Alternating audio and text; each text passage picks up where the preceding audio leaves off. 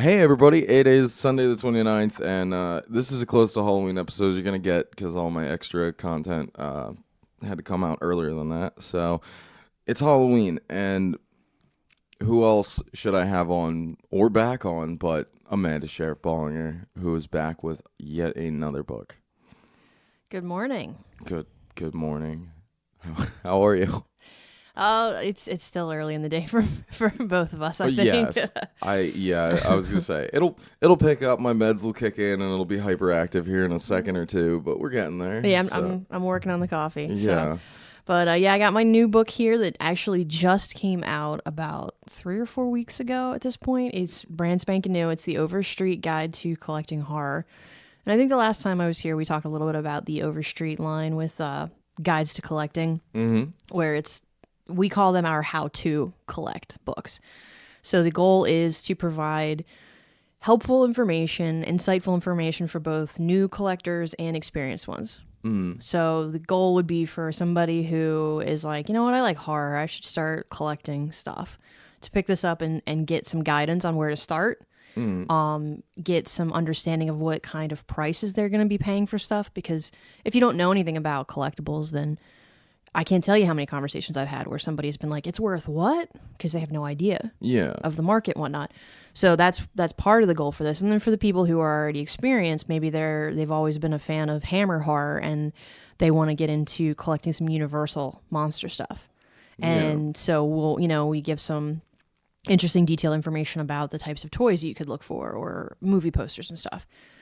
This book in particular is the first one we've done that is genre focused, because the other ones have been about a type of collectible, whether it was I did movie posters, we've got the video game book, we've got the Guide to Collecting Comics, a couple other titles. And so this one, the field is even wider open than the other ones because I was able to cover movie posters, video games, first edition books, out of print VHS tapes, toys, action figures, comic books, original art, paint sets and play sets and model kits and all kinds, like tons and tons of material, which was really fun. Yeah, I was going to say that was the, you did finally, you guys did manage to convince me to go to a convention, which personal anxieties, all the, crowd anxieties, most assuredly, because you saw me when I walked in, I was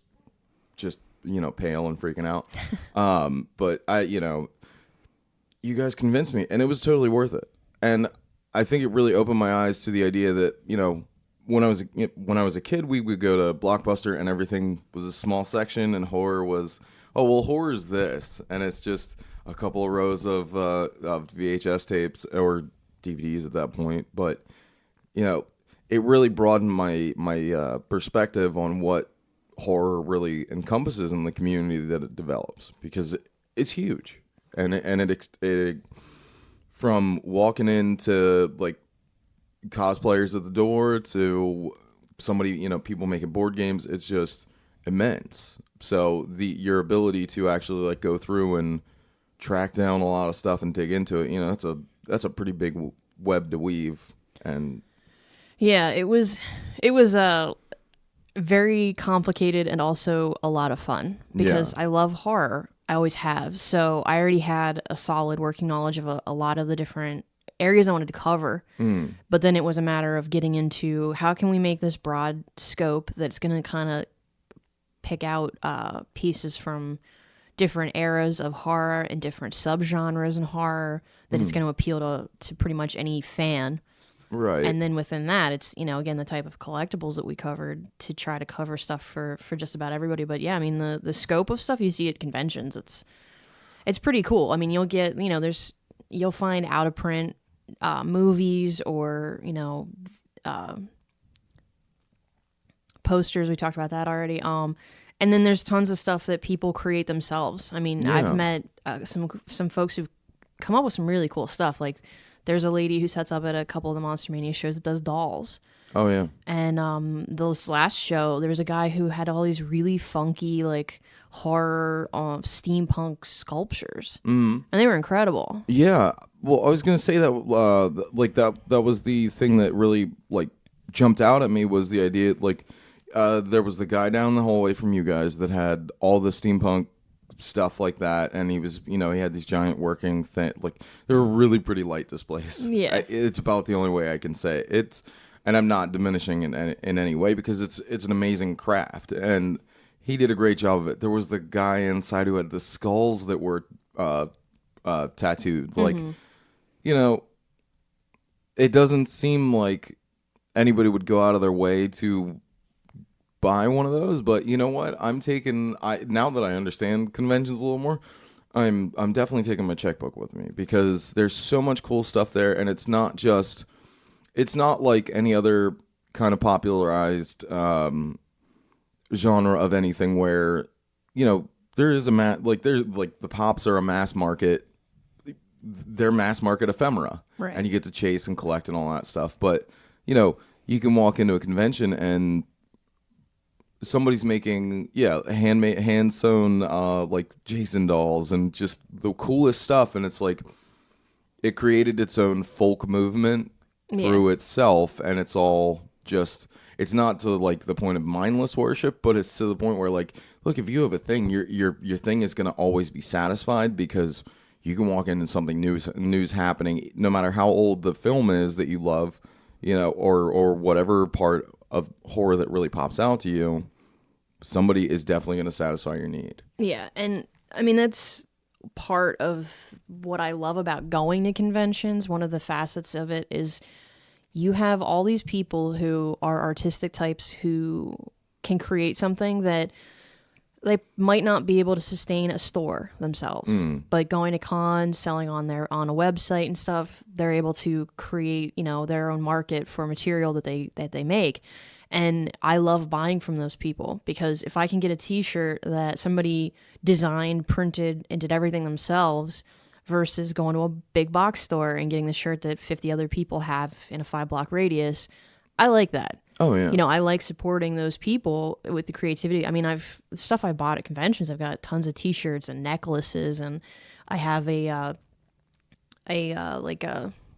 small travel bag that's like Star Wars printed. Yeah? Yeah, like just all kinds of random fun stuff that you find at shows with what people create. I mean, that's part of what I love about it, because it's not stuff that you'll necessarily find in a book like this. Obviously you do find those things. People are gonna be selling statues and action figures and stuff like that, but you also have that crowd of people who are just artistic, and they're coming up with stuff, and other authors who want to try to get the word out on what they wrote, and this is their way of doing it. And then you get a copy of a book signed. Like that's one of the best parts of cons for me. Yeah, it really is. It really is one of those things that, like, it's there, and we have all kinds of other fun stuff too. Like the idea that, like if I go to, I went to see Mother. I'm not able to just take a 45-minute ride down the highway to meet Javier Bardem at all. Like, pardon my pronunciation, but like, I loved Mother. I'm not going to meet him in a hotel lobby, unless it's random chance, but on purpose. That's the other thing, was the amount of celebrity guests that they had to come in and do signings. Malcolm McDowell was there. It turns out that Dean Cain is shorter than I thought. I didn't know that. That's one of the other fun things is obviously meeting people, but seeing what they look like in person. Because we met Danny Trejo, Machete, and he's a little dude. Yeah, he stood up next to me, and I'm like, oh my god, I'm the same size as you. Like, he's not a tall man. Well, that's the thing, is like, horror as a film genre is never. It's a beast that is always growing, and it's always moving, because everybody that's in it is either incredibly passionate enough to make films, or passionate enough to be in films. Like, there are actors are very, very specific for whatever horror franchise they've been in, and it's because they love it. And sure, retrospectively, when they're 80, they're going to look back and think, I could have done other things, or they'll openly admit it. But at the same time, well, the community that was built up by the fan base was just, it fueled the passion for it. And there they are, just, sitting upstairs. You got to meet Rose McGowan and collect yet another signature for your Scream poster. Yep, I did. That was pretty cool. She signed the poster, and I even weaseled a quote out of her, because so far I've gotten everyone else to write a quote too. So I was like, man, if I get to the point where somebody's like, no, I don't want to do that, I'm gonna be like, please. Yeah. So she wrote, "Cut Casper, that's a wrap." Which I asked about another one, and she felt like that other line was a little bit too long, which I understood. Yeah. So then I came up with that one. I'm like, well, how about this? And she's like, yeah, that's a good one, and wrote it down real quick. So she was very nice. She seemed like she might be a little bit overwhelmed by the attention. Yeah. Because I don't see her name popping up on a lot of conventions, so I don't know if she really does a lot. Yeah. But she was very nice. I was gonna say, one of the guys that I met that was down at the end at the Strange Familiars podcast, James, he ran into her, and my friend Gabby, who goes to the convention and spends she spends the entire weekend there. That's what she loves to do, and she met her, and she was like, yeah, they're just super fun. She was super fun. She was super super nice, and yeah. The attention is there. Like, it's not like when something pops on Facebook and suddenly you're getting a bunch of likes. It's like, hey, there's a room full of people just looking at you, and they're sending out that frequency of excitement, and it's just too high. We're getting feedback, and yeah. it just but it's great. Yeah, sometimes I think that attendees at those shows don't respect the guests enough as people and treat them more as commodities. Yeah. Because, we all have our own personalities, and you might, actors are actors. Like, they're going to play big personalities and quiet personalities and, scary characters and sweet characters. That's what they do for a living. So I think sometimes a few people, not a lot, but a few people, you see them they're trying to goad the celebrity in one way or another. Yeah. And they're a person. You know what I mean? Like, treat them with respect. Don't try to demand this, that, or the other thing from them. Yeah. That gets into its own. That obsession can get into its own little weird universe that nobody wants to be in, because it's uncomfortable. As soon as you open the door, it's uncomfortable. So, don't do that. Don't be weird. Just say hi. Just say hi. Get your picture and go. Yeah. Just take that home. Enjoy it. Yeah. But the way that I was gonna say, and not to, since Monster Mania was my first convention, they ran it really well. They did a great job, and it was everything was kind of thrown around, like seller wise, vendor wise. Like, there was no general logic path, but that's okay, because you're gonna walk around anyway. Yeah. You're gonna. It's like me after this, 40 minutes in a casino. I'm gonna roam around because it's boring. So you just gotta wait until something pings. But yeah. But yeah, that was the other thing was, horror's always growing, because I met a couple of guys that are doing independent films and super, super low budget, under $200, and I watched a few of them. They're great, and then I ended up in one, which was that was the other thing, was the communal aspect of it. Like, I really didn't consider anything more than just going down, hanging out for the day, sitting with you and Mike, because you were my general social anchor at that point, and it worked out well.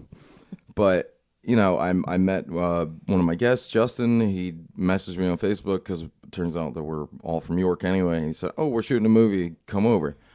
So I did, and I got to be in a movie. So, nice. It just really, going there broke my social construct of, my fear of going to giant places like that. And then it, of course, made me branch out and put me in a weirder comfort zone, but I like it. Yeah. So. Yeah, the indie stuff, that is cool too. Seeing filmmakers out there trying to promote what they want to do, get backers and stuff. One of the ones that I recently watched was The Barn, which, if you haven't watched it and you don't know about it, find this movie. It's called The Barn. I can't remember the guy's name who did it yet right now, but he's a good guy. And the movie was really cool. He's a dude who was an 80s kid, slasher movies. He wrote the rough outline, like the premise for this movie when he was like 9 years old. Oh, geez. Like he came up with this idea. So he created these 3 boogeymen type characters, and it's set at Halloween. And I think the movie itself is set in the 80s. Oh, wow. But, it's like you said earlier, it's a lower budget movie. You can see the production value is not quite there, but it makes up for it in enthusiasm, in content. It was well written, and you could see the little details that they put into it, whether it was set dressing or the dialogue, that you knew this guy loves what he was doing. Yeah. And that made me really enjoy the movie and want to share that with other people. And I mean, they did, I think it was Indiegogo or Kickstarter, one of those campaigns to get backers for the movie, and they ended up with like, pledge levels that involved. I think they had like a vinyl soundtrack. Oh, wow. They created like an 8-bit video game for the movie. Wow. Yeah, like fun fun stuff like that, and it was cool to be a part of that. That like even you become a micro universe inside of an already large, expansive universe like that. And the ability for us now to get involved with projects that we love, to get involved with, if somebody else podcast or whatever, like they have a great idea, they can just throw it out there, and if people love it, they just do it. And then the entire process becomes the thing that you're fascinated with. And you got to be there. You were there for that, because as I was born in 85, so I missed out on most of the fun. And I was like, my dad took me to see Night of the Living Dead in 89. And so I was terrified of horror, and I shied away from it as much as I could until I was like 14 or 15, and I finally got into it. But I wasn't there for all the fun stuff in the early 90s, and I really wasn't I wasn't mentally involved with it, or I wasn't chasing it down. So, we have that ability now where if you're gonna put $100 into somebody's Kickstarter, like you get to keep up with it. There's updates, all that fun stuff, and it'd be like the whatever object it is that you're funding becomes almost like a friend. Yeah. In a weird way. So. Yeah, I mean, you almost take a little bit of ownership over the project yourself because you're part of you feel like you're a part of it. Yeah, absolutely. So. And it's a great little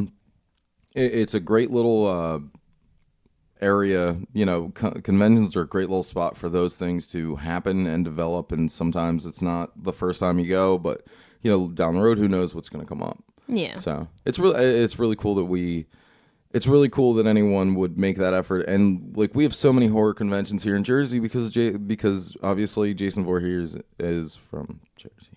Mm-hmm. We've got Monster Mania does a show out in Cherry Hill, New Jersey. They do it in March, and in the summer, usually somewhere around the end of July, beginning to mid-August. And their Cherry Hill show is actually much bigger than the one we went to in Hunt Valley. That's what somebody told me. They said it was like incredibly huge, and it's bigger.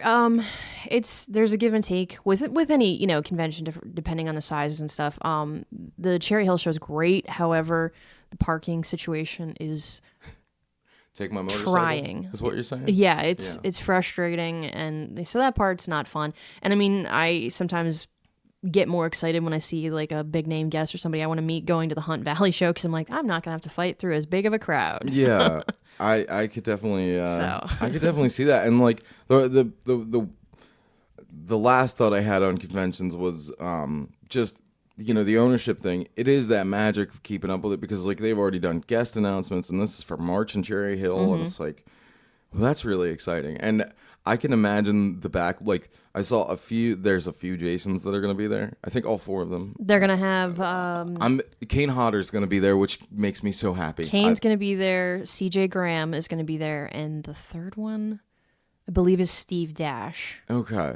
And they're even going to do a professional photo with 3 of them all in their respective Jason costumes. Oh, wow. I know, it's going to be ridiculous. And like I saw Kane Hodder, and I was like, oh, that's really exciting, because I really liked him in a lot of weirder films. Like he was in Frozen, not the animated film. Yeah. No, I know what you're talking about. It was a really good one. Yeah. And he just was there for a little bit. But I really want to meet him. But this far in advance, I feel like the terror, like the anxiety of what if somebody has to cancel. Oh, yeah. Oh, my God. The anxiety is real. It happens. I mean, there's times that somebody will cancel 3 days before the convention because something happens. If they're filming, or God forbid if it's like a family issue. that happens. I mean, there have been people I've wanted to meet that I see a week before the show that they canceled it, and you're just like, oh man. Yeah, it's a bummer. But the guys that run it are nice fellas. I met two of them. I can't remember their names either because I met them when I was pouring sweat. But they were really nice and really welcoming. And they said, I said, hey, I got my equipment with me. Is it okay if I just roam around? And don't worry, I'm paying to get in. Mm-hmm. Yeah, and yeah, that's fine. Do what you want, man. So what's fun about horror cons is that there is a camaraderie because horror fans, any horror fan, you're going to get the question from someone in your life of like, why do you like that? Yeah. Because they don't like being scared, or they think that it's weird that you enjoy something that's gory or gross, or, and I understand the thought process there. Yeah. So for people who go to these cons, you get each other. So even if you don't know this person, have anything really in common with them otherwise, there's still a sense of community that you get this, I get this, we're both here to have fun. Yeah. And that makes it such a cool experience. I mean, I've met so many great folks at horror conventions where you just end up talking about your own story of like who you met, what you've done, what you're into, and it's just fun. Yeah. So absolutely, it's absolutely a great time spent, but I need to know this because I know my opinion. But are you Munsters or Adam? Are you a Munsters or an Addams Family gal? Because I know what your husband is too. They're both good. I don't know, man. It's hard. I think it's like the Coke or Pepsi for horror fans.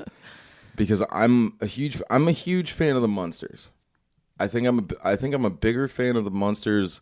I did the Addams Family movies as much as like everybody's like, well, the series is better. The series was so dark and sardonic and on the nose that it made it uncomfortable for me to watch as a kid. Like it was just it reminded me so much of my family's situation. I was like, all right, no, this is too much. But I watched the Munsters, and no matter how weird or outlandish they were or different from, just from sight, they had such a great family dynamic that I fell in love with the Munsters, and I wish they would have made more.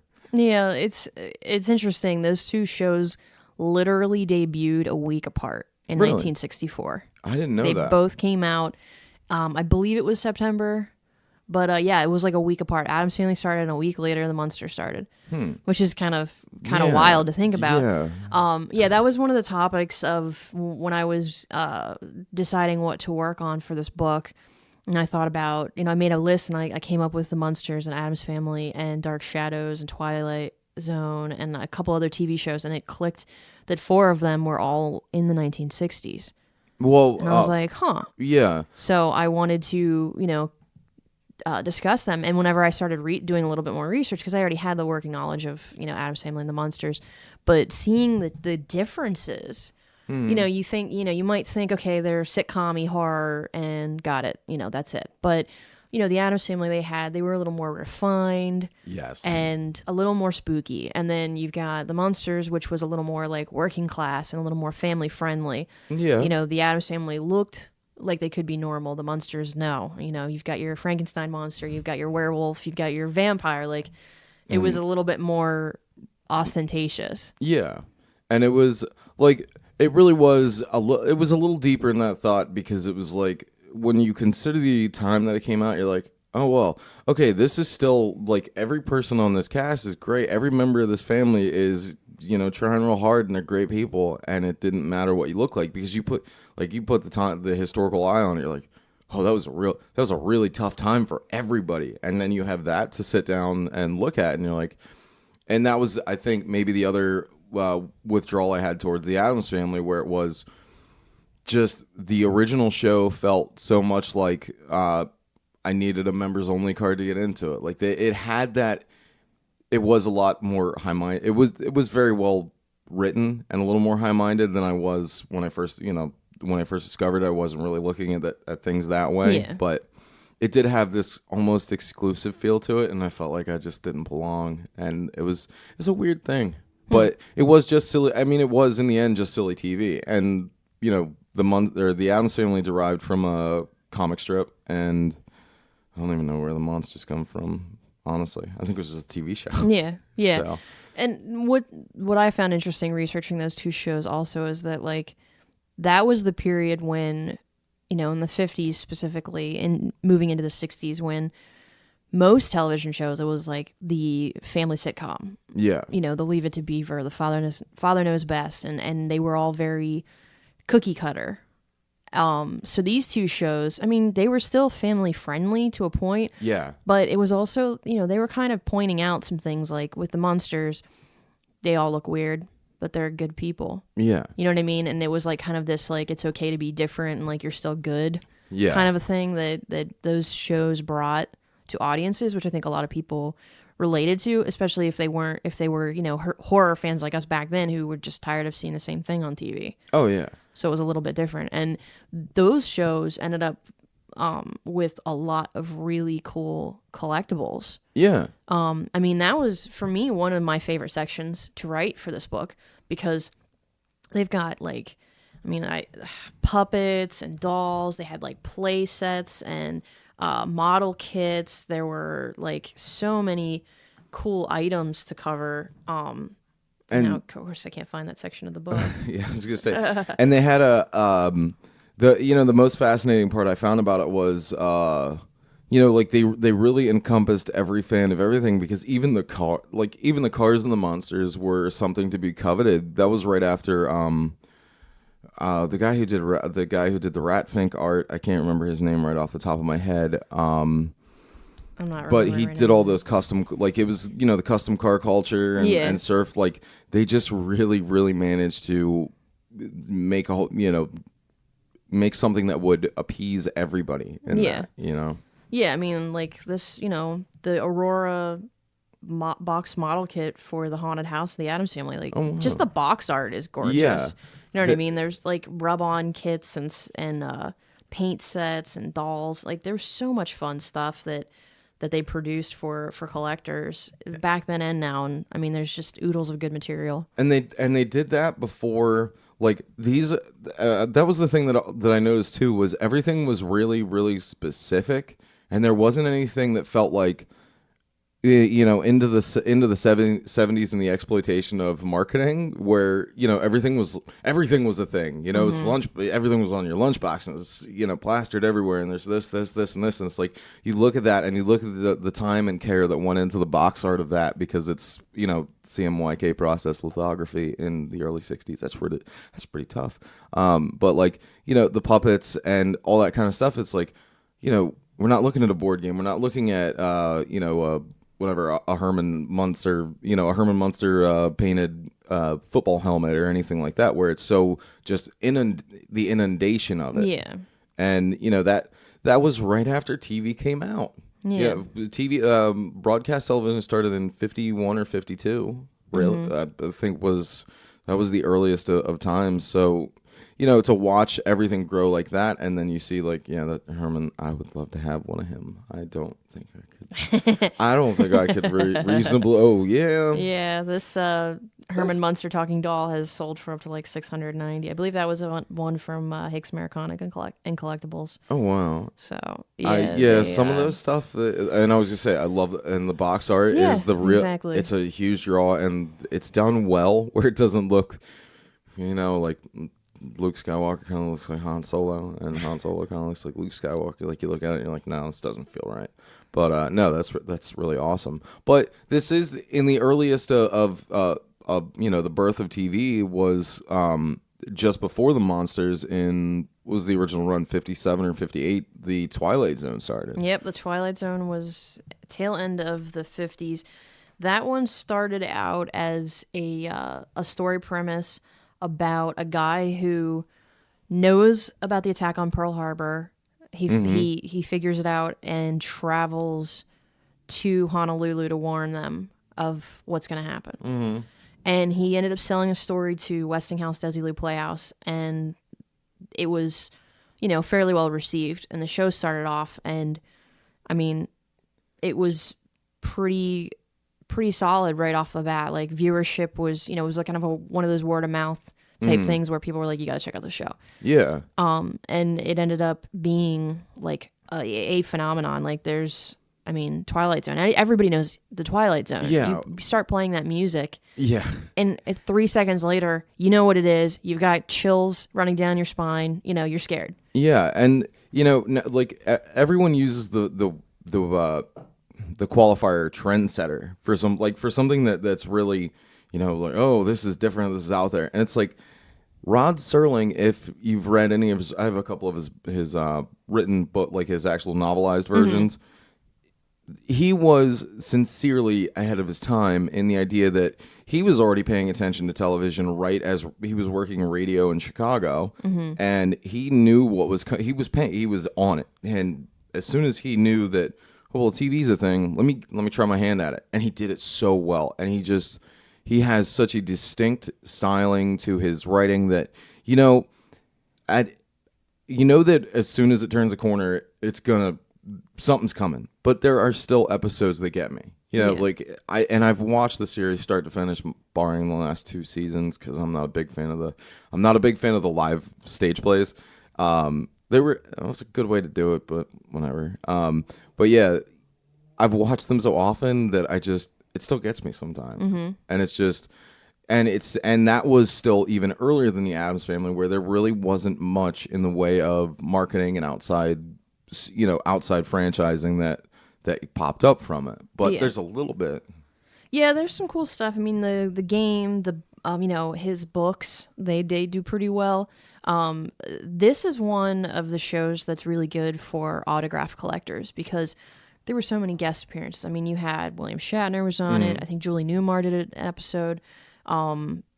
Jack Klugman, Carol Burnett, like there was tons of people who were well-known celebrities at the time. And I mean, whenever I was looking up autographs for Rod specifically, I found all these other guest star autographs. Yeah. That, like, if you were just searching for, Carol Burnett autographs, for instance, if you're just a fan of her, you'll find this Twilight Zone picture pop up. Yeah. So, like, that one was interesting to me as far as the types of material you could get for the Twilight Zone, because it wasn't as kitschy with, like, toys and stuff as maybe the Addams Family or the Munsters.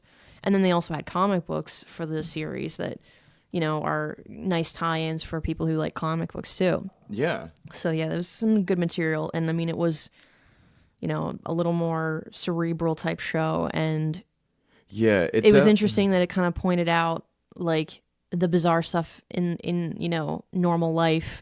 Yeah. It really twisted human fault.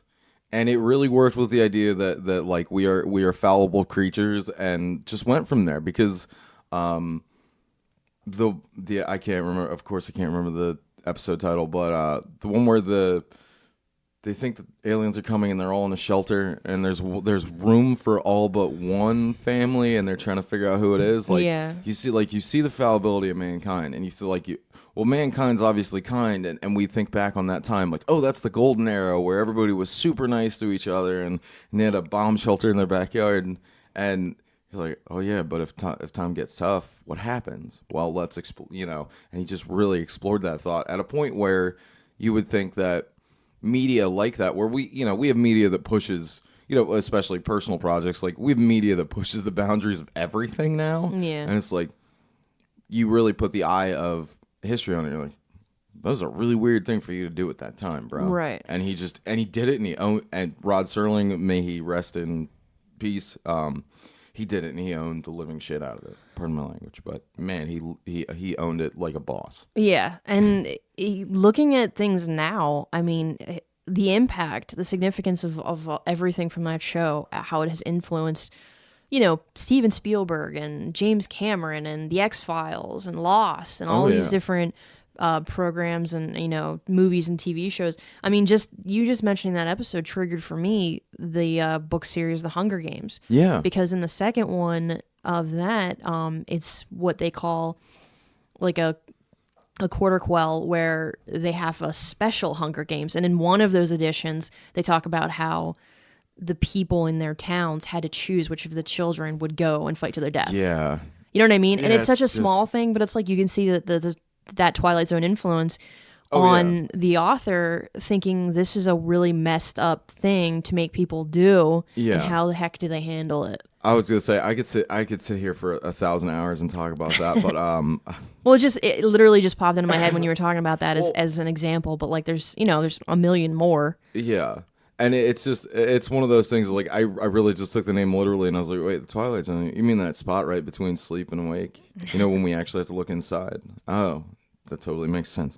Yeah. So, but yeah, I will say I really love the Hunger Games. I love the books and I love the movies. Even though they broke you and I think I had a moment where I was mad that they split up the last book into 2 films. Yeah, that was unnecessary. Completely unnecessary, and then it became the trend. I told you it was going to happen. But that's the other thing is the ability for us to have so much involvement with everything because we had horror was huge from Hammer got super into it in the 50s on, and that was the time when print media was the biggest thing, and you could get all these great magazines like Famous Monsters of Filmland, and like I think Fangoria might still be around. Yeah, Fangoria's still kicking. I feel like Gorezone was really big in the 80s and in that schlocky violence gore, the gore aspects of it. Oh, and Rue Morgue's out there, and there's so much that it gave us. It gives the average movie fan that much more excitement and that much more hype for the sake of like some of them really specialize in looking into how special effects are done or what's coming out or what really deep looks into theory on old films, which that can easily get boring, and Room 237 might have been a 2-hour waste of my time, but guys that intellectuals that take the time to really pick apart films and look into the deeper motives or the made up motives, it's wonderful and it's entertaining, and you used to be able to just have it in a magazine on the shelf or next to the toilet. But you had it to a point, and it never got to a point with horror magazines where it was like inundation. It was it was always there. It was like, oh no, Rue Morgue's up, and where do I find it? Well, I got to go to my local comic store to get it, or have it special ordered through the bookshop, or where Right. But and that's the thing is, the collectability of the older monster, the older magazines and the older horror books and stuff like that. Yeah, with horror magazines, I mean they've been around predominantly since I guess the late 50s was when Famous Monsters came out. That's essentially one of like the most important of the earliest ones. Mm. And so many of them kind of specialized in their own niche. Like Castle of Frankenstein, I believe, they did give coverage to B movies and amateur filmmakers. Oh, wow. Whereas Famous Monsters was more of the modern stuff plus, the older material. Some of them, like you said, will specialize in makeup and that kind of stuff. Gorezone was focused on that real gory slasher stuff from the 80s. And as they've moved on, like they, a lot of them have their different types of content. I think Monster Times was more of a set up almost like a newspaper. Mm-hmm. Different formats. Some of them printed like short stories and mini comics. Yeah. Really nice artwork. And you've got like Fangoria that I believe they even transitioned into hosting convention. I was gonna say I think they went to a point where they started doing a convention at least once a year. I can't remember. And some of them have gotten into movie production. And they've.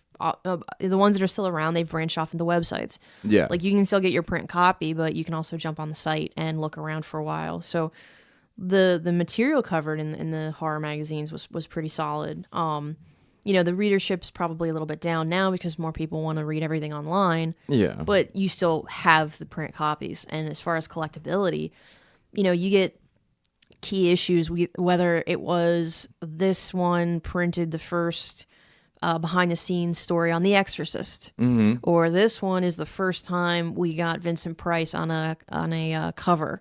Right. Those key issues that you can hunt for if you're the type of collector who enjoys the hunt. Yeah. That's a lot of fun. And I mean these magazines are getting third party graded now. Really? Yeah, they're getting by like CGC, CGC or I don't know if CBCS is doing magazines yet, but I mean, CGC does them, so you can get it like graded and encapsulated and everything for your That's- horror magazine. That's I think that's fantastic because it just, it really does.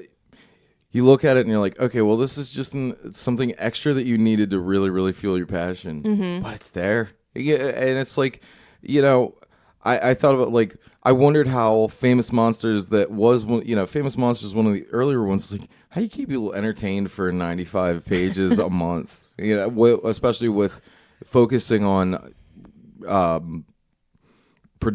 production value horror. You're focusing on. Hang on a second. I'm stuttering, of course, but no, you're focusing on stuff that's going on set at these big companies and these big production companies, and they only have the rights to a couple of major characters. It's like, well, how do you keep people entertained for that amount of time in that kind of like front to back on a magazine? It's gonna be ads at some point. Yeah, I mean you do, but some of them would also provide interesting information about older movies that back then we don't have the internet, we don't have as much material about entertainment. So they were able to share, here's a cool story that happened on the set of Dracula, or did you know this interesting fact about Frankenstein? Yeah. So some of them did have that kind of material, and like I said, they would print short stories and artwork, which I mean the artwork itself, original pages and stuff, goes for crazy money. Really? Yeah, like Famous Monsters cover by Beistle Go-Go's with Vincent Price sold for $31,000. Holy good lord. Yeah, and then you've got other ones like Monster Times original art can go for like $3,000 to $8,000. Yeah, like the prices that they can go for is crazy. And then on the flip side, if you want to collect Gore Zone or you want to collect Horror Hound or Cracked Monster Party or whatever, like all these other ones you can find them on eBay for $5. Yeah, so like it's such a huge price variety with this material, and it's also fun to go back through and reread it. Like you can get an issue of Gore Zone about Texas Chainsaw Massacre and reread it now. Yeah, and you're like, this is what they thought about it then. Yeah, and here's what it's grown to now. That was speaking of speaking of Texas Chainsaw, like that is the biggest thing in the entire world, and everybody there's more history to the making of a Texas Chainsaw Massacre than there is to the idea that it was even based off of. And you're like, okay, well, there's a crazy guy who lived with his mom, but like that's about it. You go dig into that aspect of it, you're like, okay, well, there's not much here. But you dig into Texas Chainsaw Massacre and you see the amount of information and like the obsession that it's spurned for people. Like it's gigantic, it's endless. And then they have a couple of sequels now, and that one with Matthew McConaughey and the remote. I can't remember that one at all. And Renee Zellweger. Oh, God. Yeah, she was in that too. I didn't know that. Oh, yeah. But it's terrible. But like, yeah. I know some people like it. I mean, I don't mean to be disrespectful. But. Yeah, I was going to say, just to run off on that wing for a half a second, it's like, you think about that and the ability for anybody to just sit and think, okay, well, whatever this character is, we're going to do it. And you take, you take Jason, you take Freddy Krueger, you take any Michael Myers, any of them. Like that single pearl of an idea was so strong that even Freddy versus Jason in space didn't kill anything. It's still going. Yeah. We're getting another. What is it? We're getting another We're getting anher Halloween. Yep, reboot. next year. The second reboot. Yeah, because. Well, Zombie was a remake. This is a reboot. Okay. Well, that makes sense. Yeah, because it's actually going to be somewhat of a continuation. I mean, they got Jamie Lee Curtis back, so she's going to be back in the movie. It's literally going to be 40 years later. Yeah, 2018 is 40 years since Halloween came out. That's wow. I know. Like I remember when H2O came out and like introducing Josh Hartnett. Like. I remember going to see that and being pumped because I did a double feature before the movie of 1 and 2 and drug my friends around. And they're like, what are you making me do? And I'm like, just watch these 2 movies with me. And then we're going to see the third one. They're like, you're going to watch 3 movies in one day. And I'm like, yeah, why is that not normal? Yeah, why is that weird for you? Excuse me. I'll walk from theater to theater. I don't care. This is what we do. Do this. So, and what's cool with kind of tying back to Texas and the sustaining fandom and whatnot, with the magazines and the websites, you get to learn interesting behind the scenes material that shapes the way you look at the movie. Yeah. Like, I know one story which just still blows my mind with the original Texas Chainsaw Massacre. When they were filming the dinner scene, it was like 120 degrees in the house, and they wouldn't stop filming because they needed the intensity, they needed the discomfort, they needed everyone to look crazy. And it got to the point for Gunnar Hansen, who was playing Leatherface, Right. like, he got to this point of desperation because he was so hot. He's in the mask on top of everything else, and they had this like fake knife with a little blood squib that he was going to cut Marilyn Burns' finger, and the squib wouldn't work. Oh, geez. So he used a real knife and actually cut her finger. Oh, wow. So that footage in the movie, when you're watching it, he's literally cuts her finger, and her reaction is literally exactly the reaction of feeling pain. Yeah. That's hardcore. Like, That- that's the kind of stuff that, like, you rewatch it and you're like, oh, it makes it scarier and more exciting and intense. Yeah, like we have the consistency, like we have this consistent flow of like new little weird interesting tidbits, and I can't remember his name. He was a Japanese director who did all the samurai, like all the amazing samurai films, and like the king of samurai culture in film. But I just learned this morning he actually, in one of his films, this is a very long time ago, he actually had real archers shooting at a samurai on set. He's like, yeah, the only way I'm going to get you to react the way I want is for you to know that I could kill you today if somebody just sneezes the wrong way. So go up there and act. And they did it, and you see like fun stuff like that. And the weird myths that come up that the original Dawn of the Dead, one of the zombies, they couldn't get the prosthetic to not look right, so he was they said he had to get really close to that helicopter blade, and they took the top of his head off, but Tom Savini came out and said it wasn't true. Which I'm a Pittsburgh, like I'm a Pittsburgh kid family wise, so I may or may not have seen Tom Savini like 4 or 5 times at the Century 3 Mall just shopping with his family. He's a really nice dude. Yeah, But, he's a nice guy.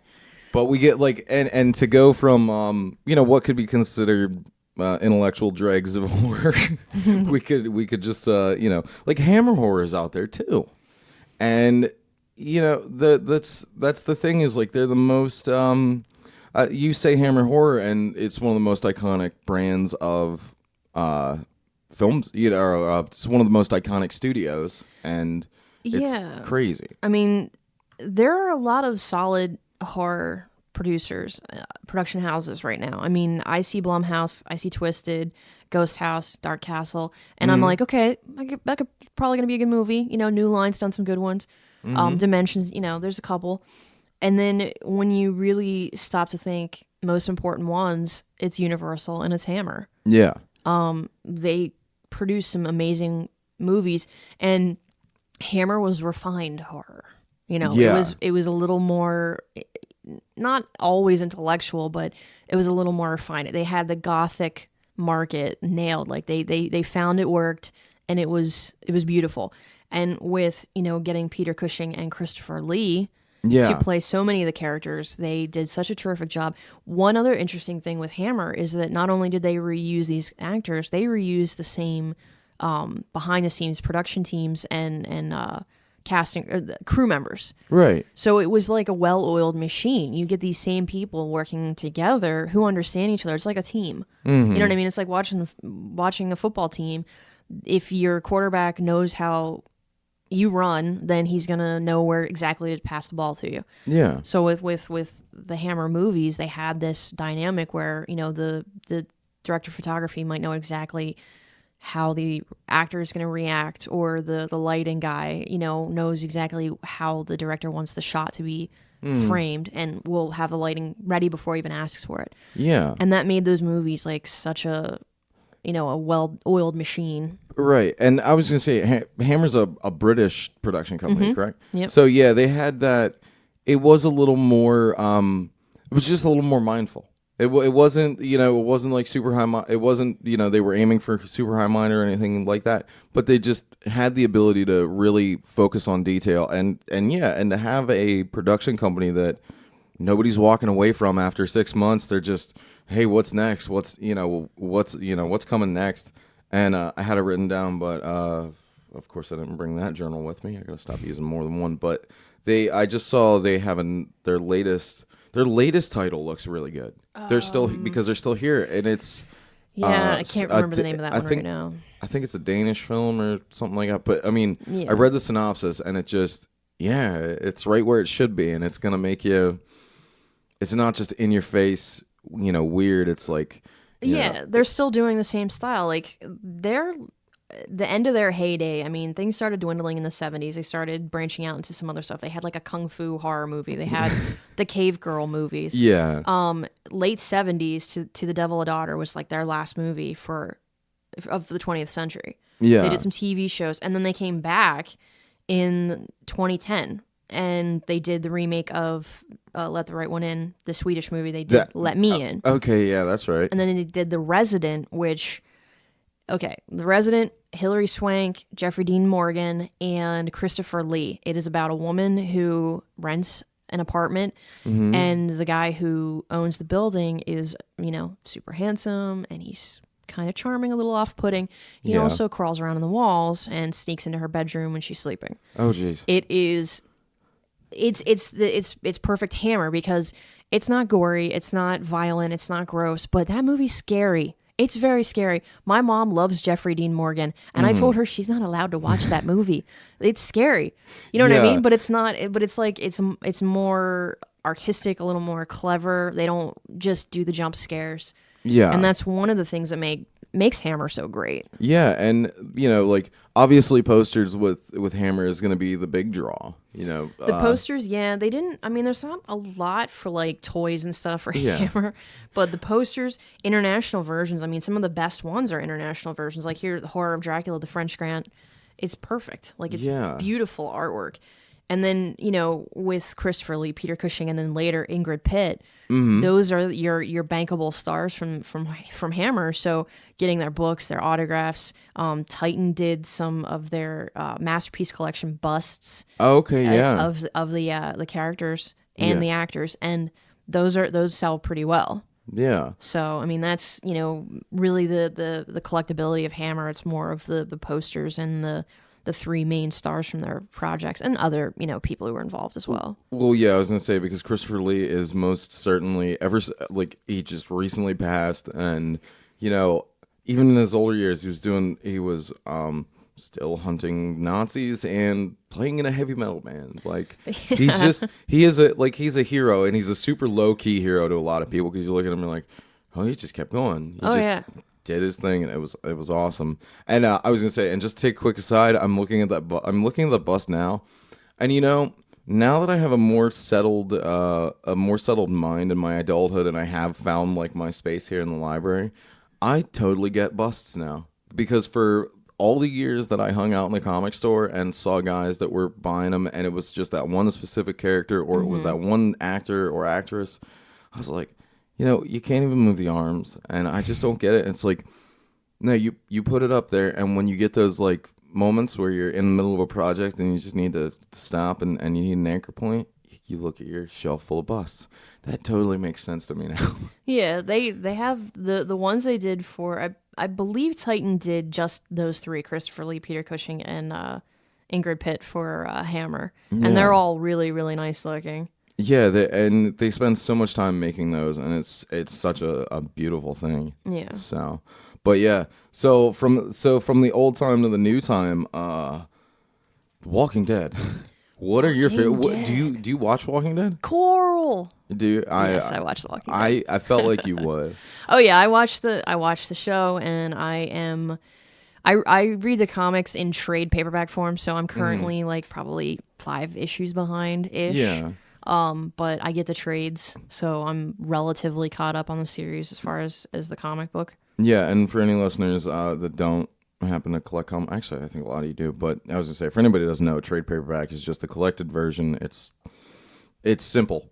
If you really want to go, like, save yourself the effort, and you really want to get into it, go dig up the trades, because it gives you more information and it lets you catch back up. Because The Walking Dead was a comic 3 years before it was a TV show. It was 7 years, I think. I knew it was way earlier, and everybody was so hype about the comic because it was an expansive, like every issue it expanded a little further while kicking the plot ball down the field. They kept going with, like, it was very well paced.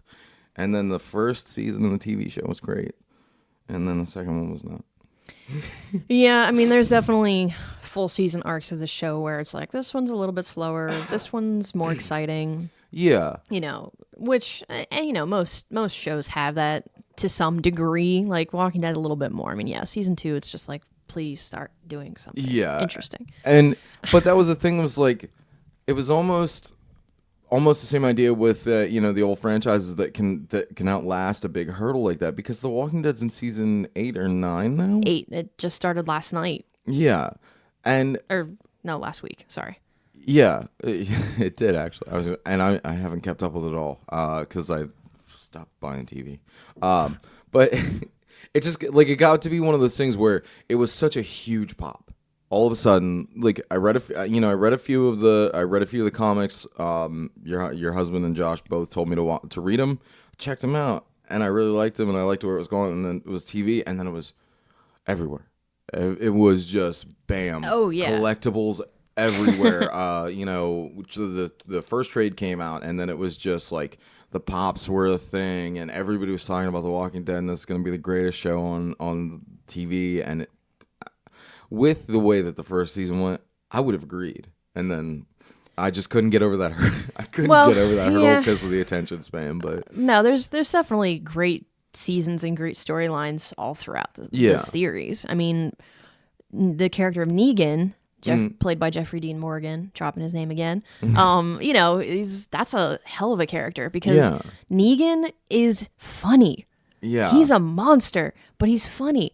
And there's also this weird moral code for him. Like, there's a moment when one of his lieutenants threatens to rape a woman, and he kills the guy. He's like, "What are you doing, you sick animal?" Like, to him, that's the line you don't cross. Yeah. And what's so crazy about The Walking Dead, as a comic book, it's black and white. Everyone wants the bright colors and stuff of Superman and related titles. So it was a bit of a risk, but they were doing the, Night of the Living Dead throwback. It was black and white.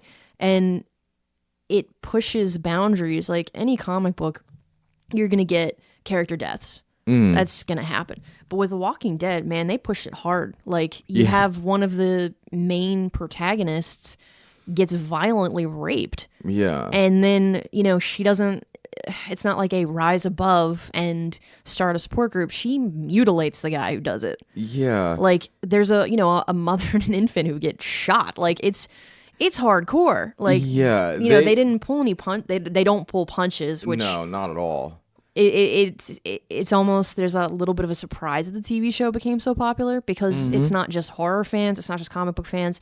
It's, tons and tons of people have gotten into that show. Yeah. And I think a reason for that is where most zombie movies, those narratives leave off. It's after the group survives the big attack.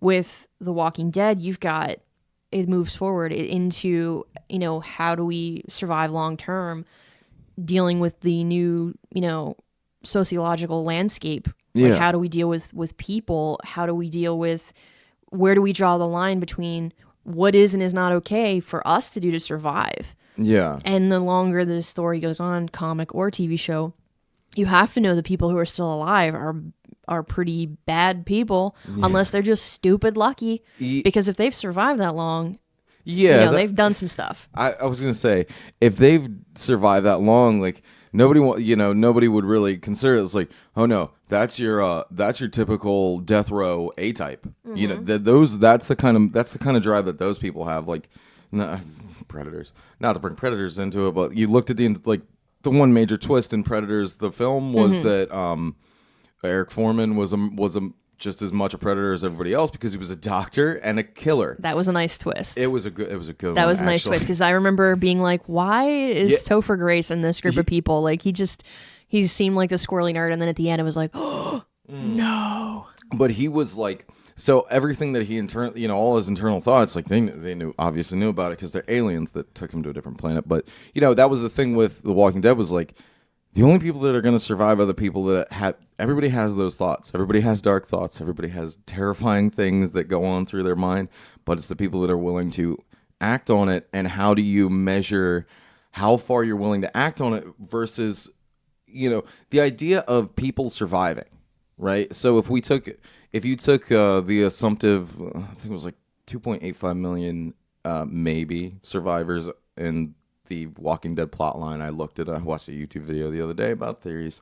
So it's a fan theory. Anyway, so if you took the overall population of uninfected and you looked at them from start to finish, even if they had survived, just the simple act of surviving isn't what matters most. It's whether the humanity of them survives, because that's the one thing that they have left. Yeah. It's interesting if you took Rick Grimes season 8 and introduced him to Rick Grimes season 1, you would say this guy is absolutely terrifying villain. Yeah. But he's not. He's the protagonist of our story. Yeah. Like in the season premiere, he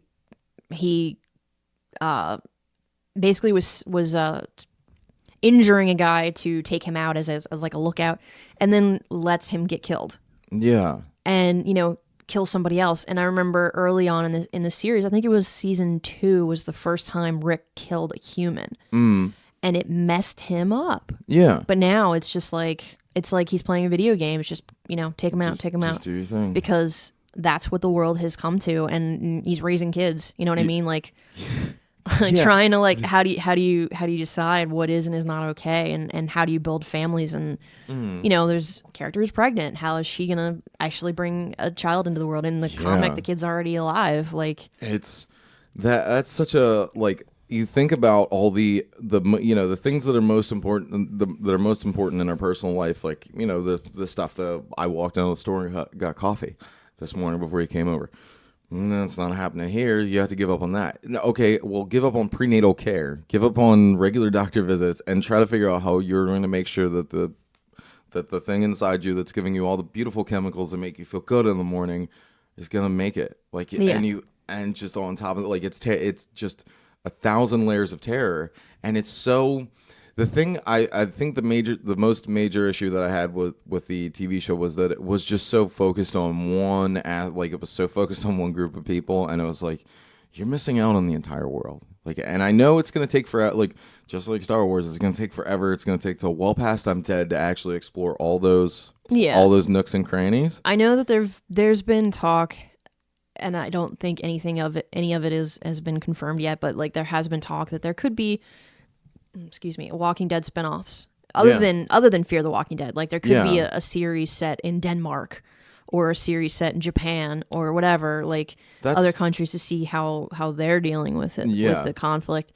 So I mean, there's an endless amount of material that could be explored for this particular series. Yeah, that absolutely. And but there's so much stuff that comes from it, with original original comic panels are, you've got that, and you've got the walking, the pops and t-shirts, and all the fun stuff. And it's just so it's crazy.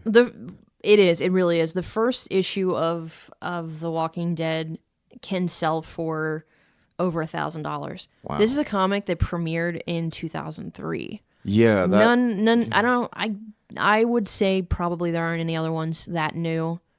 No. Characters, that have been introduced that would sell for that much. Original art can go for, some pages are going to go for a few $100. Some of them have gone up to $17,000. Good Lord. Yeah, if you get Tony Moore, because Tony Moore did the art for the first 6 issues. Mm-hmm. You get Tony Moore art, it's going to sell like crazy. Yeah. And anything that has here's a page that has a character death. Yeah. You know, here's a key moment when Rick goes back to his house for the first time. Those are the key moments that are going to sell for that crazy amount of money. But if you wanted to collect original art, you can easily get tons of pages for, you know, in the $500, $100, $1,000 range. Yeah. And with the collectibles themselves, what I find interesting with The Walking Dead is there is a bit of a difference between the pricing you'll get for collectibles based on the comic book art and collectibles based on the TV show. Mm-hmm. Because the show it does veer a little bit from the comic. Yeah. You know, the central narrative is still there, but in some cases they'll switch a character. Like, you know, Michonne is living out Andrea's storyline, right, and stuff like that. Andrea is much more likable in the comic than she is on the television show, so collectibles based on the comic book sell higher than the ones based on the show. I mean, you basically have to give away an Andrea, you know, action figure from the TV show, right? But the one from the comic, the ones from the comic are definitely more popular. And then they've got statues. They've got yes, like that's one of my. I actually really love looking at that because the not only is it a beautifully done statue, it's McFarlane. Yeah, and McFarlane Toys has always been one of my favorite things since being the weird kid that loved Spawn as a kid. Yeah, McFarlane does. They do a great job on the Walking Dead toys. His sculpture work is just amazing. So yeah, and I mean they can hold on, let me try to find that particular figure. Yeah, this Rick Grimes limited edition statue can sell for $300 to $900 depending on if it's boxed and whatnot. And there's a few other ones like that too from the statue line. The action figures themselves, you know, the original Rick is still pretty, you know, affordable, $40 to $60. Usually you find that one. That's not bad. And then they've got like the Glenn and Negan Comic-Con version, which sells closer to $100. So that adds another layer to it. Like with Funko, with their Pop line, they do the exclusives. And then those particular exclusives will sell for more than the regular editions. Oh, yeah. Their mystery minis, that's one that blew me away. The Walking Dead mystery minis, they issue them in, it's a blind box for anybody who's not familiar. It's a box that just, you know, you're going to get one of these 24 characters. You don't know which one. And each character has their own ratio. So you've got a 1 in 12 chance of getting this one. You've got a 1 in 72 chance of getting this one. A 1 in 144 chance of getting this one. Those rarer ones end up selling for a lot. The Rosita, not even, I mean, I'm sorry, she's not that great of a character. Yeah. Rosita mystery mini from Hot Topic sells for $400. Good It Lord. is a 3-inch tall little basic figure, and it sells for like $400. It's nuts. That I was gonna say that's I think that's why I'm so mystified with Funko is just they're not complex. It's not. It's just that it's got that singular art style, and you look at it, and you're like, okay, well that's a Funko, and it of course developed from their other lines, but you know it's just such a hit, and they take everything, especially The Walking Dead. Yeah, they've got every little bit of it, and they take anything that anybody would possibly like. They run with it. And it's great. Like I just saw My Little Pony ones yesterday. Oh yeah, I mean, there's Funko Pops of like Saved by the Bell. I mean, it's like, and it's so random. They have video game characters, TV, movie, like tons and tons of stuff. And it's really fun. I totally get the fascination with it. It's the same as whatever me collecting books, I guess. But it's the same thing. It's like it's a great hobby, and it really does spurn on. There are groups on Facebook that they switch between each other. They actually go do stuff with each other. And that's neat. Yeah, there's websites that are, at least one that I remember, devoted specifically to pricing the Funko stuff, just so you know what to expect to pay for them. Yeah, just the Funko like Pops and the minis. I mean, like the reaction figures, they're all solid, like $5-10. Yeah. But with the Pops, especially the ones that are San Diego Comic-Con exclusive, or Emerald City Comic-Con exclusive, or Heroes Con exclusive, or the Chase variant, or et cetera. The one that you have to get the lottery ticket for after doing, like, it's cool because it's just so interactive. Yeah. Because we're talking. I mean, all in all, we're talking about ghosts on celluloid, or we're talking about an image drawn on a piece of paper. It's not.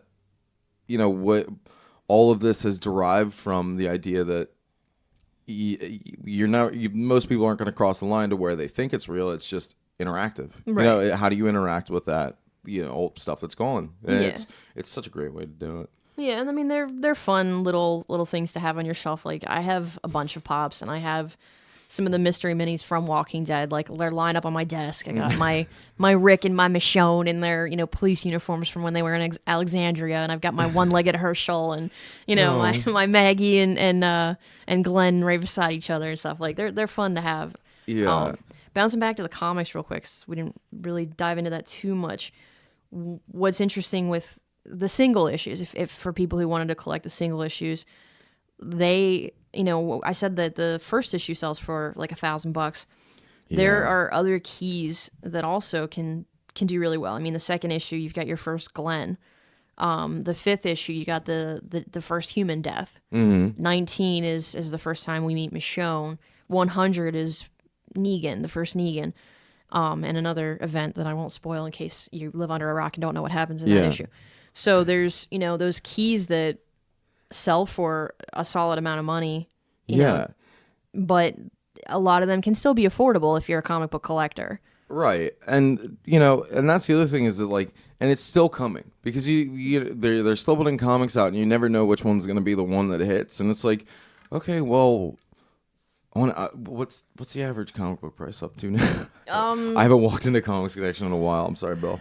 But $3-4 usually. Yeah, you're still looking. Yeah, I was gonna say you're still looking at like anywhere between $350 and $450 if you buy a bag and board for it. And it's like, okay, well that's not bad. Go do that, and you get to interact with it. Smear it, do weird stuff to it. But it's still an active thing. It's not like me going back to. The copy of the first Iron Man after the Strange Tales, the first actual Iron Man title. Like, I found a copy for $175, and it had a torn cover, and it was uglier than sin, but it completed it. I had it all, and then I sold it all. But but it was just you don't have to do. You can do that, but these are active titles that are still coming out. Like, it really is kind of mind blowing that you're right. After 2003, to have something brand new come out and really, really pop in the comic industry, that's nuts. Yeah, it's gold. I mean, it's hard for titles. I can't tell you how many comic books I read that are so good and no one else has heard of them. Yeah. You know what I mean? Because it's such a struggling industry. There's so many artists and there's so many writers who've got cool ideas, and it's just a matter of trying to get some traction and get out from underneath the shadow of the big two. Yeah. And, those characters that have been around since the 1940s, which obviously they're great for a reason, but there are other great titles too. Yeah. So Walking Dead really it was miraculous that it was able to do that. And but it's so well written. Yeah. You know what I mean? And it's good art that people definitely gravitated towards it. Yeah. And it's still like, it's got the exploration of the human aspect to it, like a lot of third party books do, but they do it. They just did it so well. Yeah, and it's like, and then I think it's fantastic that it is so recent and it's there, and it's not like other titles that have popped in these years that already had fingers back in the 80s or in the early 90s and like they're just you can go back and do this. It's like, no, it's just, hey, it's a brand new idea, let's do it, and they just ran with it, and it is really fascinating, and it is easy to get caught up in, like, you have your friends. If your friends happen to obsess over it, it does get tiring to talk to them about it all the time. So yeah, it's a pretty big fandom. I mean, Walking Dead created, well, not the show. There's a couple of guys who created a convention called Walker Stalker that's held all over the country. That it's a Walking Dead convention, and they get 20 people who've been on the show because it's such a huge cast of characters. Yeah, people live and die on the show on a regular basis. Yeah, so you've got tons of actors who've been a part of it. And Walker Stalker, they'll get 20 of them lined up to meet fans. Didn't we just have one in Philadelphia? Yeah, I think it was in September. Yeah, I did not go to it, but yeah. I think it was just a couple of weeks ago. But yeah, that is really cool because you think about it, you're like, oh, I'm going here for this specific thing. It's like, no, I'm going here to high five other people and feel great about myself. Go do it. So like, seriously, you 100% turn me around on cons. Like, I think they're fantastic. I can't wait to go back. It's, they're a blast. Sometimes the crowds can get a little bit much because if you're just trying to get from point A to point B and you have to wade through this big old crowd, that gets a little tiring. And occasionally there are people who don't, monitor their hygiene as well as they should. And you have to walk through that cloud. Yeah. But most of the time, conventions are a blast. No, they're wonderful. But just and that's the other thing about all this because the art of The Walking Dead, the art of it's come up. I think it's probably come up 40 or 50 times. It's like the art of horror is really pretty, and we have wonderful things that I didn't even know. I'm not even sure how to pronounce it correctly. Is it Beistle or Beistle? Beistle. Beistle. Okay, so for anyone that is confused about what I'm talking about, your grandmother has, your grandma has beautiful, beautiful Halloween decorations somewhere in the house. I'm sure you've seen it before, but they are the most eye-catching. They are a just beautiful style. They had the scratch cat. It was a black cat that was, looks kind of mean and yet kind of it has the cherubic big eye thing going on. They have the jack-o'-lantern thing. And you look at it and you're like, well, Beistle was started in 1903 or 1904 in Pittsburgh and then moved out to Shippensburg. Yeah. And it's only a Halloween decoration, but there's something really, really just drawing to it. There's something about it that's beautiful and wonderful. And I think it's just... I think their printer was colorblind and he used the wrong Pantone, but the colors that he chose with it, the colors that everything's based in, are just so different and perfect. Yeah, the colors on the Beistle stuff, it pops so well. Yeah. And that's part of what makes it so attractive because Halloween fans are not necessarily going to be horror fans too. I have a good friend who loves Halloween, but she's not super into horror. Yeah. It's just the idea, the fun of Halloween, the dressing up, that kind of stuff. So Beistle is really something that attracts people who like Halloween, even if they're not into scary stuff.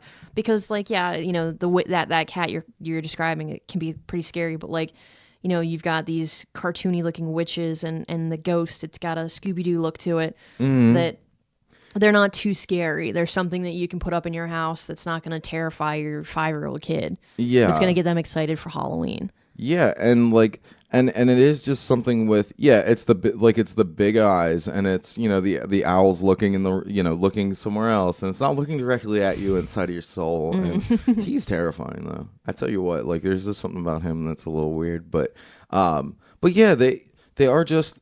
They're Halloween decorations. They're silly. They're simple, and they're just something that somebody was like, okay, well, Halloween's coming. What can we do? What characters can we? These are undeveloped characters, and most of all is Scratch Cat has a name, and it was one of their old key pieces, but it doesn't have there's no story to it. It's just, hey, Halloween's coming by here. You might want to put this up. It'll make your house feel right. And they have these beautiful egg carton style honeycomb. The honeycombed. They have a honeycomb paper on the base of it, and the kitty cat's on top of the pumpkin. But that all fits into that. The old paper jack-o'-lanterns, the old paper the tree carriers that they used to have. There is something fascinating about collecting that. I mean, Beistle's these pieces were really cheap. Yeah. To snag it at party stores and stuff for decorations back in the day, they were really, really cheap. And they are, unfortunately, easily destroyed, too, because some of them are made of paper or tissue paper. Yeah, the honeycombs. The honeycombs are the ones that are going to be the hardest to find intact because you can destroy them easily. Everybody can destroy them easily. So finding something that still is shaped like a honeycomb and is not missing, a bunch of those little layers. Yeah. It's kind of miraculous. So they have created, that has created a market, because if somebody was into it and wants to get one that they destroyed when they were a kid, it's harder to find one that's still intact. I mean, with Beistle, like they had the honeycomb styles, they had the die cuts, which is like the witch and the ghost and stuff, and then they had the jointed figures, which were also really fun. So there would be maybe 19 inches tall, and it would be a dragon or a skeleton, and it would have these pin joints where our joints would be elbows and knees and stuff, and you could put it on the wall and have him looking menacing, or have it look like it's dancing, which could totally change the tone of your decorating scheme from one year to the next, because you just put it a little differently.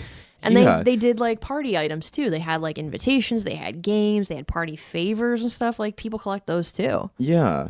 That's fantastic, because it is just kind of like, you think about it, it's like, yeah, I'm going to Party City because I need to get a pack of kazoos and balloons for my kid's party. It's like, yeah, but like some of that stuff, there was something about it that like I cannot put my finger on exactly what it is, but like even looking here, this has the ghost holding the candle, which is a fantastic image altogether.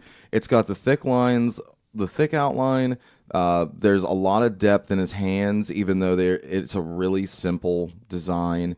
And then the white isn't white. The white's not white. It's not ivory either. And it's, there's a patina to it through age and air quality touching it and all that stuff. But that is closer to the actual color that he started out with. And it's just, I realize I'm colorblind, I'm shade blind, I probably see it wrong, but it's super memorable. And you see folks at places that they take that style and they run with it and they do fun stuff with it. Or, they just did Beistle did a recent collaboration with Creepy Co., which is for anybody that collects pins, which is another facet of all this, which is super weird and fascinating. I never was into it, and then I suddenly got into it. But Creepy Co. did Beistle specific, did a whole Beistle specific line, and they did a couple of really amazing pins. They have a couple of there's a jacket and really cool art on shirts and stuff like that, and that's now. And we're talking about a paper company that's 112 years old, something like that. Yeah, and the Halloween collectibles specifically have been around since I think the early 1920s. Yeah, was when they were really started to do that stuff. And it's endured for that long. Part of it's probably because parents kept those decorations and reused them years later, so that people who are adults, in the past 20, 30 years were like, oh, I remember that. That was cool. I want to have that, now, which is what, encourages a lot of collecting. Yeah. That memory from childhood and being like, I need to have this back in my life. Yeah. So you have that cool stuff. And I think part of it too might be just that we're so wasteful now. There's so much stuff and we're so wasteful that people just tear down decorations and throw them away. Yeah. This kind of stuff, I know my mom kept Halloween decorations, and from the time I was like 3 to the time I left the house in my 20s, it was probably still same stuff. Yeah, it was still there. It was thrown. You keep it in a tote. Keep it in a tote in the attic and just leave it be until the next season. Yeah, and like as she has even gone through her, her decorations for different holidays, she wants to get rid of stuff, and she asks me, and I'm like, that's from my childhood. Of course I want that. Like, yeah, it's silly looking, but that's mine now. Yeah. So I think that's part of the aspect with collecting the Beistle stuff, because you have that nostalgia of enjoying it from when you were a kid. Yeah, and I think I think we hit that time of life where Halloween's really fun for kids. Halloween's really fun for adults, especially in their in your early 20s when you're dating and you're out there and you're trying to just dress weird for a night and hook up with somebody. It's awesome. And now we're hitting that point where it's like, okay, but we get to pass this on, and what can we what can we pass on? And Halloween becomes this thing where it's like, I'm super excited to decorate for Halloween. I made my costume for this year. I put a good amount of thought into it, and then I threw it together, and it's there, and it's been done. And it's like, well, yeah, but what can I do? Because I think our Halloween nights are trick-or-treat night, and we live in a densely populated neighborhood, and that's one of the super fun things to do. Sadly, it's a work night, but the super fun thing to do is throw on a silly costume, go push, get the excitement of, like, not push it, but, transfer the excitement that I feel for Halloween as an adult into, look at the, nice young couple. They got their kids are dressed up as whatever it is. And it's like, hey, here, have some hype. Here, take this candy, and then take my general emotive hype of life with you and think about it later on. Yeah, one of the things I remember so much that I loved as a kid was going to my uncle's house because he had this gorilla suit, and it would be sitting on the front porch with a bowl of candy on the lap, and you didn't know if he was in the suit or if it was like stuffed with clothing. Oh, yeah. So it was always that like, oh no, am I going to get grabbed?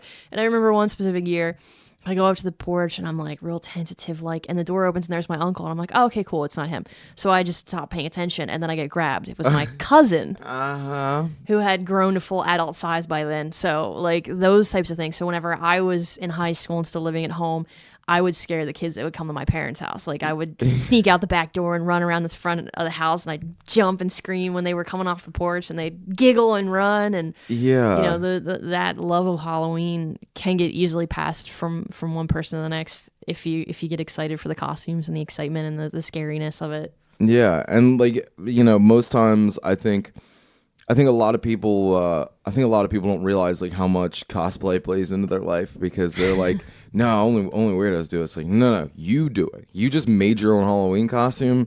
You're doing it. Like I developed exactly what I was doing, and all that stuff. It's like, oh, okay. So they just do that for pop characters. Like, yeah, but you love Halloween so much that you're not going to go buy a box costume. You're not going to go buy, go pick one off the shelf and just, oh, that's what I got. No, it's like you take the extra effort, and it is that one time for us in the year to just really get into it and find our, explore the darker realms of thought and be like, okay, well, I'm going as primitive man's perception of evil. So I have a giant mask with horns and a huge beard that I made out of paper mache, and then pants that are covered in the same white fur that chair is. So that's it. So man put his head out of the cave and he looked, and that's what he saw. He saw fear. And it's like, a kid's not going to go do that just to go get candy, but I'm going to do it just to make my friends feel uncomfortable at parties.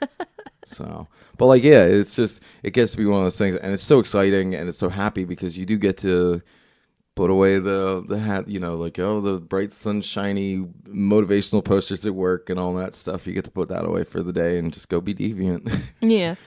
And it's also interesting to see what different people are into. Like that friend I said about is into Halloween, but not necessarily horror. She'll dress up as Disney princesses for Halloween. Like that's a shtick. Yeah, that's I fun, like. though.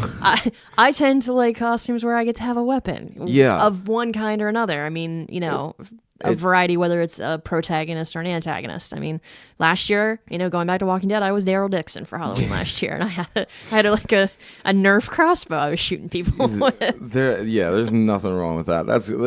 It's just, it really is a time to come around, like, no matter which part of horror or like horror that you collect, like it all does derive back to our need to really just be a little weird for a little bit and get into like, get some way to get those thoughts out. And like, that was my thing. That was the other thing I noticed about the convention, was that like it was a super family friendly event, and there were families there, and it was a great time. And you're like, oh, P.S. I made it 5 minutes in a night of something strange. That was it. And like you realize that like people go and they've seen movies like that, and I think I've talked about it before. It's like you see the worst things, and it's like it doesn't affect you in a way that you turn into a weirdo. It just affects you in a way that you're just a little more balanced, and it's a good way to get that kind of stuff out of you.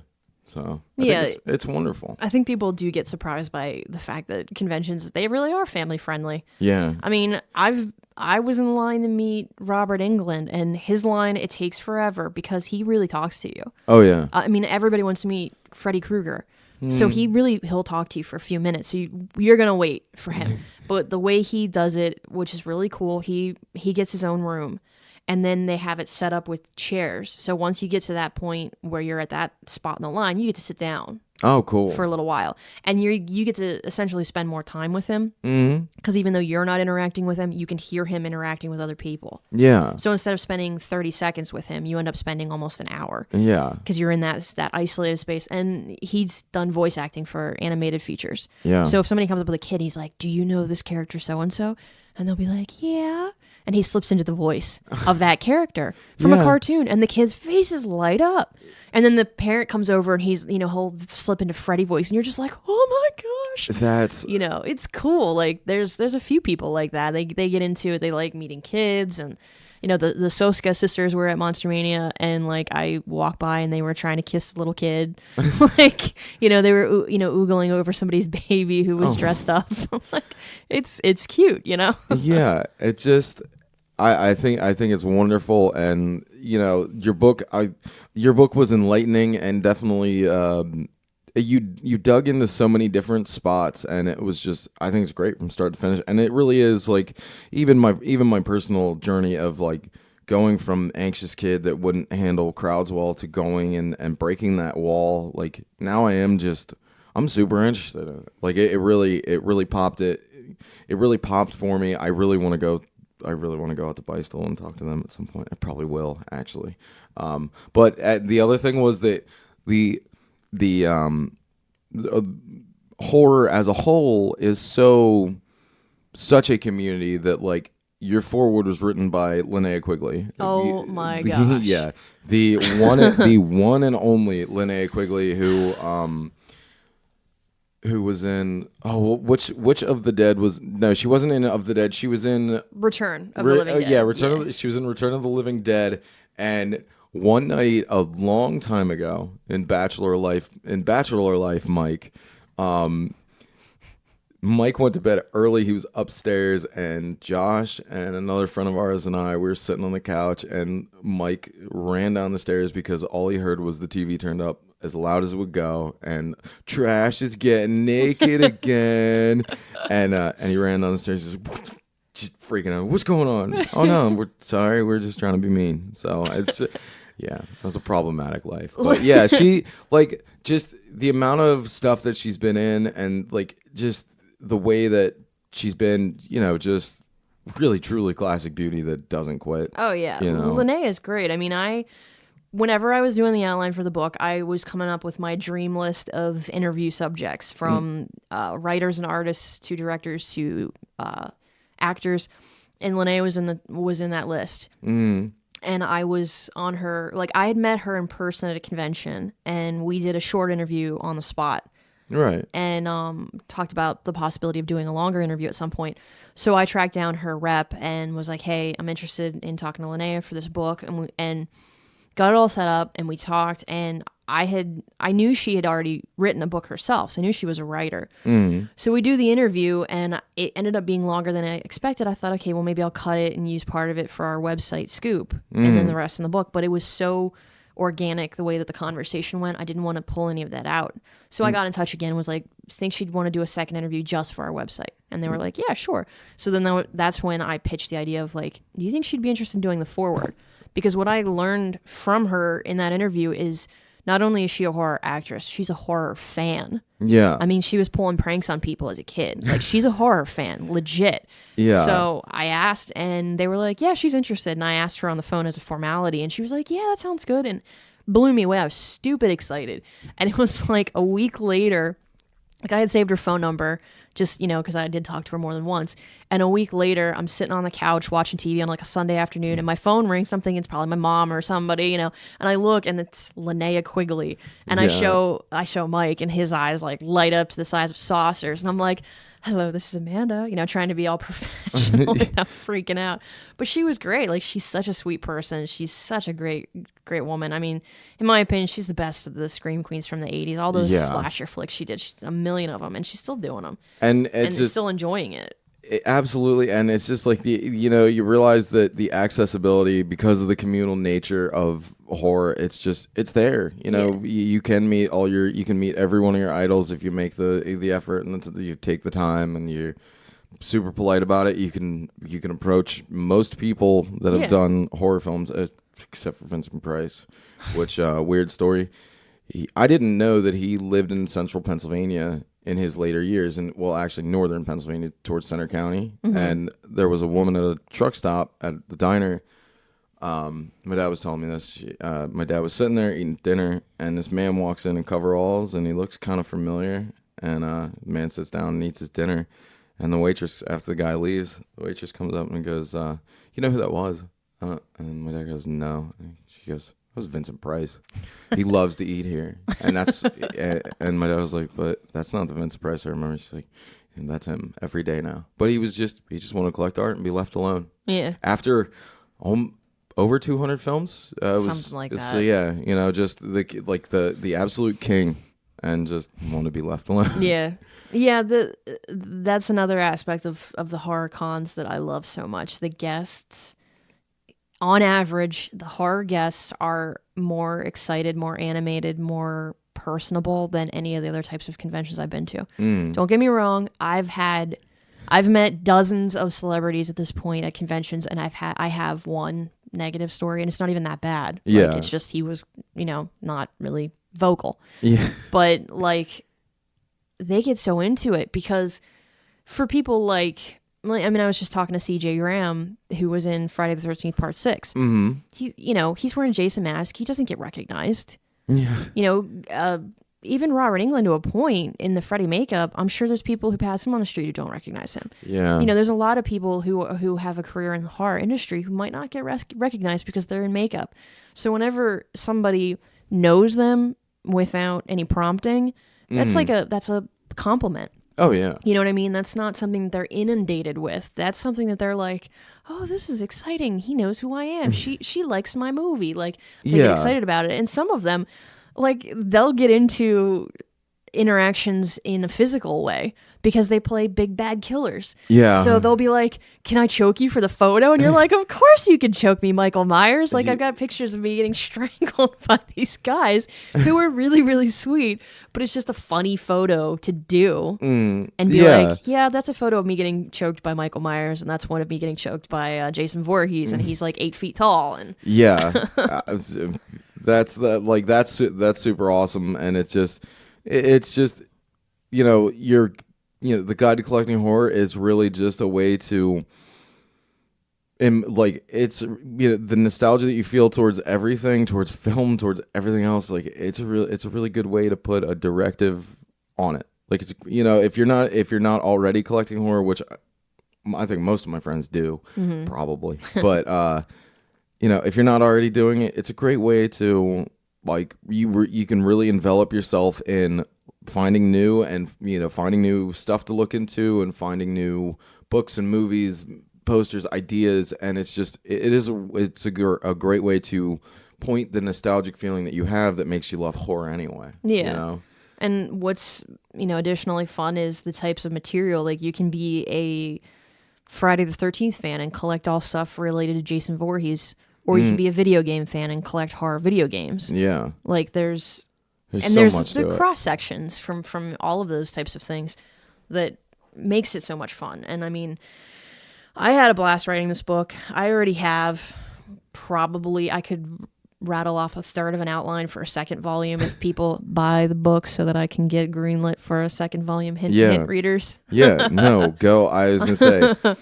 Because I would love to do another one, and I would be so much fun. And it's not like the Video Hound where it's just oh well, of course there's another one coming. They have to add the 400 pages worth of films that came out, but no, it's I sincerely recommend anyone just go pick it up. Gemstone.com.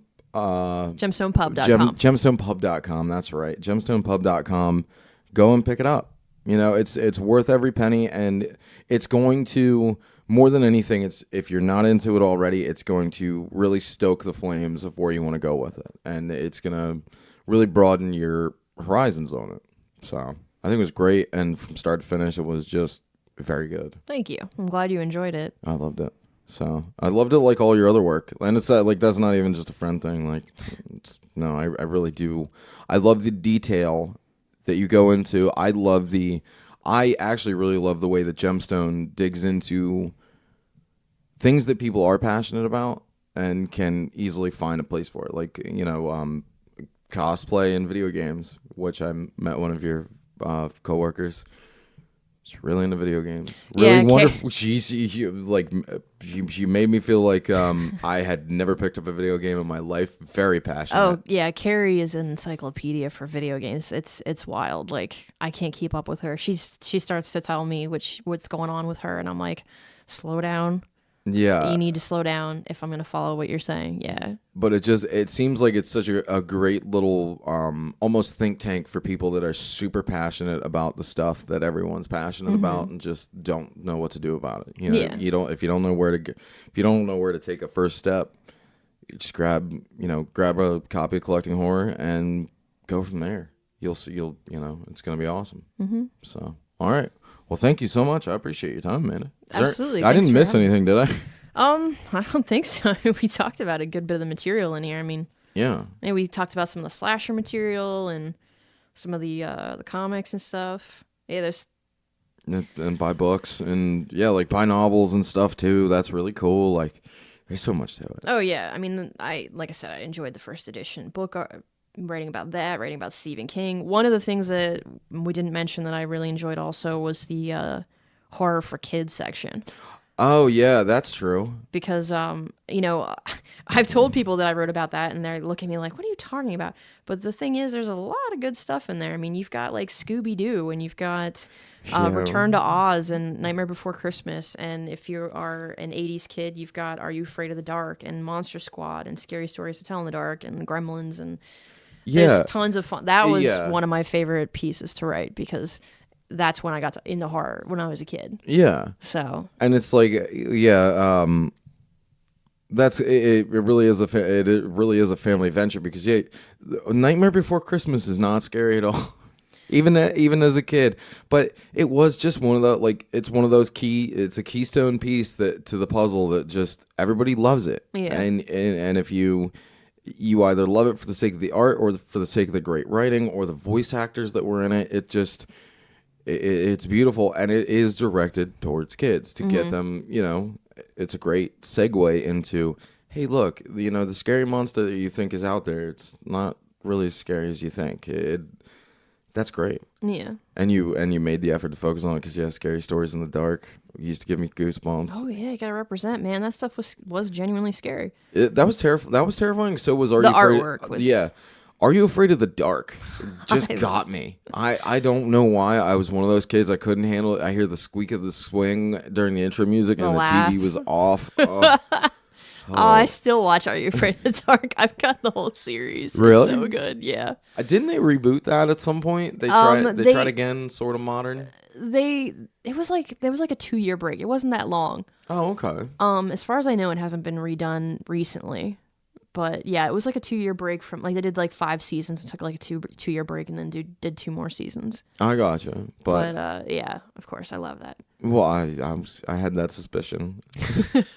Yeah, I've got a Sardo's Magic Mansion T-shirt, and I've got a Midnight Society member T-shirt. Yeah. I think actually the most terrifying thing that I remember was when he's in the one episode where they're in that fun house and he's got to leave a cigar for that clown. Zebo. It wasn't the clown that scared me. It was the cigar on a plate. I don't know why that image just bothered me so much, but that just really turned me.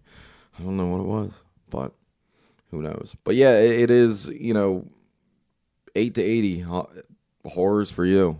Just it's out there. Yeah, so. I mean, from slashers to ghosts to sci-fi with like King Kong and Godzilla even has a foot in horror. Yeah. And science fiction stuff like Predator, we mentioned that earlier. Like, yeah. I mean, there's tons of material that can resonate with just about anybody. Yeah, absolutely. And it goes from, it does go from trope to cerebral. Yeah, it does.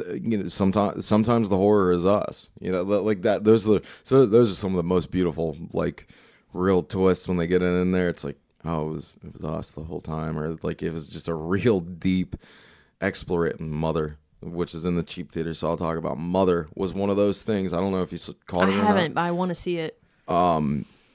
it is so pointed to reality right now. That was the most horrifying part, was that you look at it and you're like, oh, that's me. That's me 100%. Oh, that's everybody right now, because they're just, it's, social media, they're just obsessed with it. Yeah. That's everything. And it's like, oh yeah, that's terrifying. And then It, which just, came out too, which was, good old-fashioned horror. Yeah. The jump scares were a little predictable, but they're great. I liked them. Yeah, overall, my perspective has changed, of course, because I talked to my friend Scotty about it. He's the one I run to usually, because I usually hate like all the cool stuff that's coming out. I was mad about Star Wars Episode 7. Talked to him, not so mad about it. I was a little unenthusiastic. Talked to him about it. Oh, I get it now. Okay. So, yeah. It's wonderful. Go buy Amanda's book. GemstonePub.com, please. Yeah, because I do want a second edition, because there's so much more to look at. Oh my gosh, I'm telling you, I already wrote down a ton of stuff that didn't get covered in this one that I want to put in the next one. So there's a lot more material to cover, and I would love to do another one. And when it comes down to it, I hear there are talks that Jodorowsky's Dune is actually going to come true in the very, very near, like 4 years future. And if that ever happens, I would love for a guidebook on Andrew Jodorowsky, who is my favorite movie maker. Anyway, all right. Well, thank you so much for your time. I appreciate it. Absolutely. Thank you.